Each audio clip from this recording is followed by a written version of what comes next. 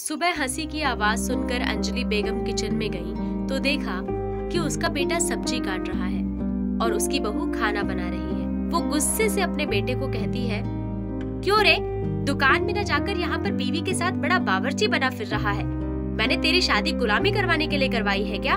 गुलामी कर ले, घर में पैसे की तो जरूरत है नहीं। माँ को अचानक किचन में आते देख राहुल थोड़ा चौंक गया और बोला, अरे माँ, मैं अभी जा रहा हूँ।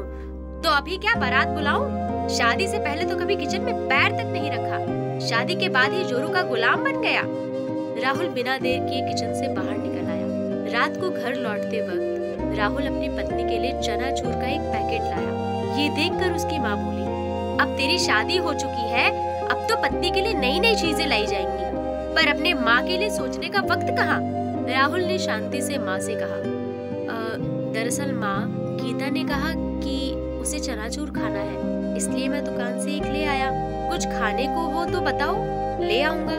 मुझे भी चनाचूर खाना है। राहुल बिना कुछ कहे चनाचूर का पैकेट माँ के हाथ में थमाकर चुपचाप अपने कमरे में चला गया। वो नहीं चाहता था कि उसकी माँ को कोई परेशानी हो। जब राहुल गीले कपड़ों को सुखा रहा था तो उसकी माँ ने कहा, क्या दिन देखने के लिए तेरी शादी कराई थी? क्या आज का दिन देखने के लिए तेरी शादी कराई थी? तुझे शर्म नहीं आती? औरतों के कपड़े सुखा रहा है। राहुल ने सर नीचे किया और कहा, माँ, नहाने के बाद मैंने देखा कि गीता के गीले कपड़े बाथरूम में रखे हुए थे, मैंने बस उन्हें सूखने दिया, इसमें कोई शर्म की बात नहीं है। इतना कहकर राहुल जब जा रहा था तो उसकी माँ पीछे से चिल्लाने लगी, बेशरम, तुझे शर्म नहीं आती? शादी के बाद धोबी बन गया है तू। आज बहुत दिनों बाद अंजलि बेगम और उनके पति राशिद अली अपनी बेटी के घर घूमने गए। दोपहर के करीब बेटी सविता आई और माँ अंजलि बेगम से बोली, तुम्हारा दामाद तुम्हारे लिए टमाटर से शॉल मछली का पतला सूप बना रहा है, उसके हाथ में जादू है, खा कर बताना। अंजलि बेगम ने मुस्कुराते हुए कहा, दामाद खाना बना सकते हैं?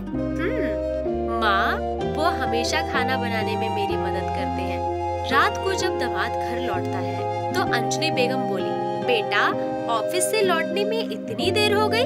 दामाद अनिल हंसा और बोला, अब पूछिए मत माँ, तुम्हारी बेटी ने फोन किया और कहा कि उसे आइसक्रीम खाना है, उसकी पसंदीदा आइसक्रीम लाने में देर हो गई। माँ, क्या तुम आइसक्रीम खाओगी? अंजलि बेगम मुस्कुराई और बोली, नहीं बेटा, मैं वो नहीं खाती, तुम जाकर सविता को दे दो।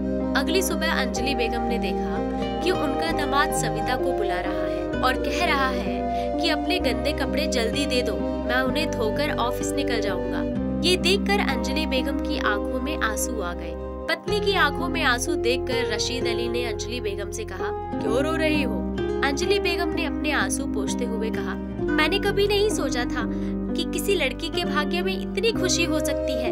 दामाद उसका कितना ख्याल रखता है। रशीद अली मुस्कुराए और बोले, दामाद अच्छा है क्योंकि वो अपनी बेटी की सारी बातें मानता है, बुरा है क्योंकि वो अपनी बीवी की सारी बातें मानता है। दामाद का इतना प्यार देखकर तुम्हारे आंखों में आंसू आ गया, पर अपने बेटे का इतना प्यार देखकर तुम्हें जलन हो रही है। तुम्हारा बेटा रसोई में जाएगा, कोई अच्छा नहीं लगता, उसके लिए कुछ खाना बनाएगा तो तुम्हें अच्छा नहीं लगता, उसके कपड़े धोए तब भी तुम्हें अच्छा नहीं लगता, लेकिन तुम्हारा दामाद करेंगे तो तुम्हें खुशी मिलेगी। लोग हमेशा कहते हैं कि बहू अपनी सास को कभी अपनी माँ का दर्जा नहीं दे पाती, लेकिन समाज में कितनी सास होंगी जो अपनी बहू को अपनी बेटी का दर्जा देती होंगी। पति की बात सुनकर अंजलि बेगम को अपनी गलती समझ आ गई। अगले दिन अंजलि बेगम अपने घर गई तो उसने देखा कि बेटा अपनी पत्नी के बालों में कंघी कर रहा है। घर में माँ को देखकर घबराकर जब बेटा कंघा छोड़कर चला गया तो अंजलि बेगम ने बेटे की तरफ देखा और बोली, मुझे देखते ही कंघे को ऐसे छोड़ क्यों दिया? तुम अपनी पत्नी के बालों में कंघी ही तो कर रहे हो, चोरी थोड़ी ना कर रहे हो, तो डर किस बात का? और सुन, अगली बार से बहुत बड़ा वाला चनाचूर का पैकेट लाना, छोटा नहीं। ये बातें कहकर अंजलि बेगम अपने कमरे में चली गई। माँ की ये बातें सुनकर बेटा और बहू वाकई हैरान है।